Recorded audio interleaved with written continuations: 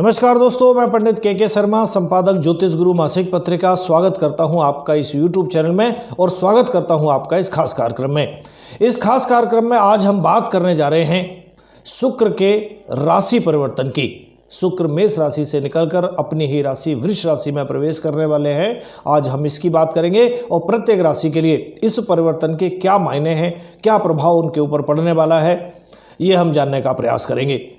कई लोग हमें कमेंट करके लिखते हैं कि हर रोज़ कोई ना कोई ग्रह बदल रहा होता है, तो कभी किसी राशि के परिवर्तन को, किसी ग्रह के परिवर्तन को या गोचर को जब हम सुनते हैं तो बहुत अच्छा होता है, हमारे लिए बहुत सकारात्मक रहने वाला है। उसके 2-4 दिन बाद, 10 दिन बाद अगर कोई और ग्रह बदलता है तो फिर पता चलता है कि वो हमारे लिए कम सकारात्मक है।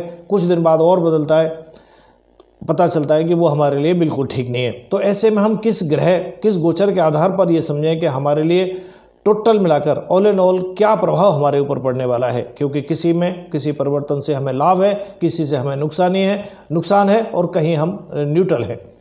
तो देखिए, एक बात समझ लीजिए कि 9 ग्रह हैं। 9 ग्रहों का परिवर्तन समय समय पर होता रहता है। सबसे कम चंद्रमा का 2 दिन का समय लगता है, लेकिन बाकी के जो ग्रह हैं उनमें समय होता है। तो जब कोई ग्रह आपके लिए राशि परिवर्तित करके गोचर में किसी दूसरी राशि में जाता है तो प्रत्येक राशि पर उसका सकारात्मक या नकारात्मक प्रभाव पड़ता है। आप ये माने कि एक ग्रह अगर आपके लिए पॉजिटिव है, बाकी के सारे ग्रह मान लीजिए आपके लिए नेगेटिव जाते हैं, या ऐसे कहें कि कुछ 1-2 आपके लिए मध्यम फल देने वाले हैं, कुछ अच्छे देने वाले हैं, कुछ खराब देने वाले हैं। अगर मान लीजिए 9 ग्रह में से अगर आपके लिए 2 ग्रह नकारात्मक प्रभाव दे रहे हैं और बाकी के 7 अच्छा दे रहे हैं, तो आपकी ज़िंदगी में ऐसे समझें कि 70-75% घटनाएं, 75% 70% आपको भाग्य का साथ प्राप्त होगा। अगर उल्टा हो रहा है कि 6-7 ग्रह आपके लिए नकारात्मक हैं और 1-2 ग्रह आपके लिए सकारात्मक है, तो ऐसे माने कि आपके जीवन में जो समस्याएं वो बहुत ज़्यादा रहेंगी और कुछ ही चीज़ों में आपको भाग्य का साथ मिलेगा। तो ये समझने वाली बात है कि जो ग्रह आपको सकारात्मक दे रहा है उसका सकारात्मक प्रभाव भी मिलेगा। अगर कोई ग्रह आपके लिए नेगेटिव है तो उसका प्रभाव आपको नेगेटिव भी मिलेगा। तो यही जीवन है, कहीं अच्छा है कहीं खराब है। जीवन में उतार चढ़ाव होना बहुत ज़रूरी भी है, क्योंकि कहते हैं कि जीवन में आने वाली जो हर मुश्किल है वो आपके जो संघर्ष करने की जो क्षमता है उसमें धार लगाती है। संघर्ष करने के लिए आपको और प्रेरित करती है। आगे बढ़ने के लिए ज़रूरी है कि आप हमेशा संघर्ष में रहें और फाइट करते रहें जीवन के साथ। चलिए, तो ये बात हुई कि जब आपका गोचर परिवर्तित होता है तो कुछ ग्रह आपको सकारात्मक भी प्रभाव देते हैं, कुछ नकारात्मक प्रभाव भी देते हैं। चलिए, और उसके अलावा ये बात पर भी डिपेंड करता है कि वो ग्रह भले ही गोचर में आपके लिए खराब फल दे रहा हो या अच्छा फल दे रहा हो, अगर आपकी कुंडली में जो उसकी प्लेसमेंट है अच्छी है तो अच्छा, खराब है तो खराब, उसके जो गोचर है उस पर उस बात का भी प्रभाव पड़ता है। चलिए, बात कर लेते हैं शुक्र के जो होने वाला राशि परिवर्तन है। शुक्र देव अभी राशि परिवर्तित 6 अप्रैल 2023 को प्रातः 10:50 पर करेंगे। यानी ये गोचर 6 अप्रैल को प्रातः 10:50 पर होगा। शुक्रदेव को प्रेम, सुंदरता, आकर्षण, इन चीज़ों का एक तरह से प्रतिनिधित्व माना करते हैं। ये इस वीडियो में हम बात करेंगे कि शुक्र के वृष राशि में जो गोचर से जुड़ी हुई जो अहम जानकारियां हैं उनको हम आपके साथ बात करेंगे। साथ ही हम जानेंगे सभी राशियों पर इस गोचर का क्या सकारात्मक या नकारात्मक प्रभाव पड़ेगा, ये भी हम जानने का प्रयास करेंगे।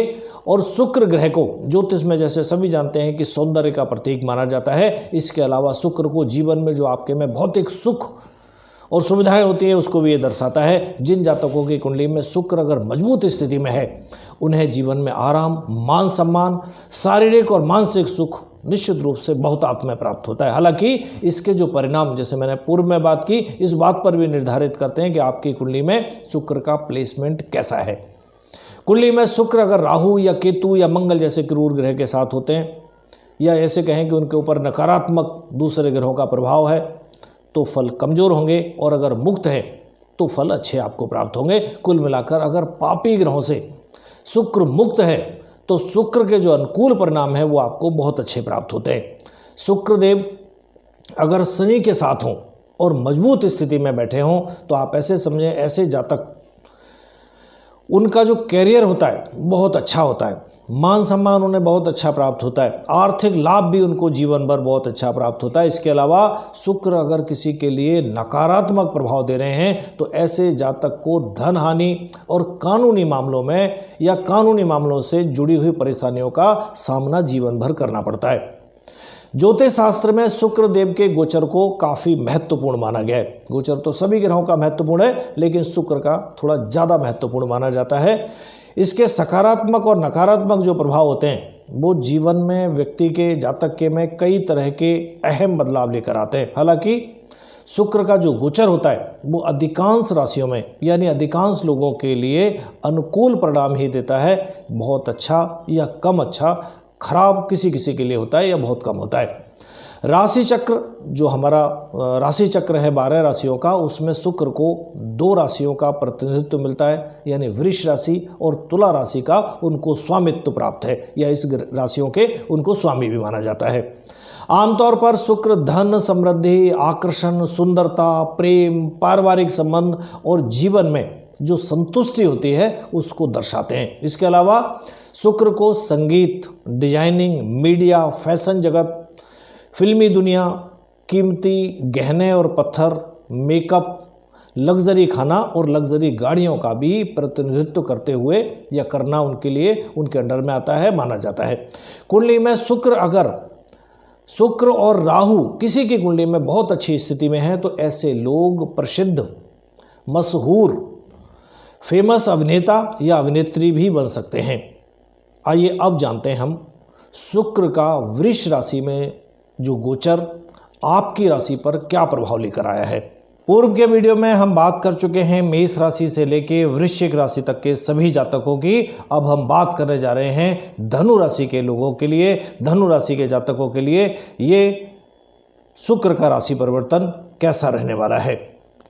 तो धनु राशि के जो जातक हैं उनके लिए भी कह सकते हैं कि ये जो शुक्र एक प्रकार से अशुभ ग्रह माने जाते हैं। शुक्रदेव क्योंकि आपकी कुंडली के 6वें भाव और 11वें भाव के स्वामी हैं और अब ये आपके 6ठे भाव में ही गोचर करेंगे। ये गोचर धनु राशि के जो जातक हैं उनके लिए प्रतिकूल साबित होगा, मतलब अच्छा फल नहीं देगा। शुक्र के 6ठे भाव में होने से या 6ठे भाव में होने के कारण आपको कर्ज लेने पड़ सकते हैं, आपको कर्ज लेना पड़ सकता है, कर्ज की अधिकता आपके ऊपर हो सकती है। इसके अलावा आप किसी तरह के कानूनी विवाद यानी किसी तरह के कानूनी पचड़े में भी इस अवधि में आप फंस सकते हैं, पड़ सकते हैं। आपको स्वास्थ्य से संबंधित यानी स्वास्थ्य से जुड़ी हुई भी कुछ परेशानियां आपको इस अवधि में परेशान कर सकती हैं, जैसे एलर्जी आदि इस तरह की प्रॉब्लम्स आपको इस अवधि में परेशान करेंगी। हालांकि इस दौरान आपको पैतृक संपत्ति जो है उसका लाभ आपको भी प्राप्त हो सकता है। कैरियर के लिहाज से या कैरियर की अगर हम बात करें तो इस दौरान इस समय पर आपका जो कार्यस्थल है वहाँ पर आपके सहकर्मी, आपके साथी और सीनियर जो होंगे उनके साथ कोई न कोई विवाद लगा रह सकता है या किसी न किसी बात पर आपका उनके साथ विवाद संभव है।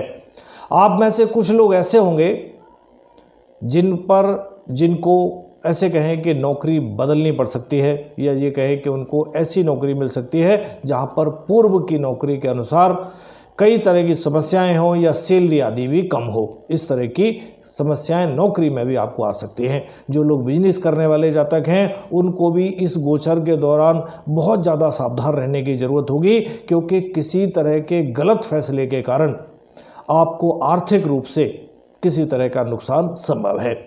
आर्थिक पक्ष की अगर हम बात करें विशेष रूप से आपकी, तो ये अवधि आपके लिए औसत फलदायी रहेगी यानी मध्यम फलदायी साबित होगी। शुक्र आपके 6ठे भाव में स्थित है। इस अवधि में यदि आप अच्छी मात्रा में धन कमाने में कामयाब होते हैं तो किसी न किसी काम के लिए फिर भी आपको कर्जा लेना ही पड़ेगा, या ये कहें कि आप अच्छी मेहनत के साथ अच्छा धन कमा भी लेते हैं तो कोई ना कोई खर्चा ऐसा निकल सकता है जिसके कारण वो पैसा, वो धन कमाया हुआ आपके लिए कम पड़ेगा और उसको पूरा करने के लिए आपको कर्जा, लोन आदि इस तरह की चीज़ें या आपको संचित जो धन है उसमें कमी आ सकती है, क्योंकि आपकी जो ज़रूरतें हैं, आपके जो खर्चे हैं वो इस अवधि में उनमें बहुत ज़्यादा इजाफा हो सकता है या बहुत ज़्यादा बढ़ सकते हैं।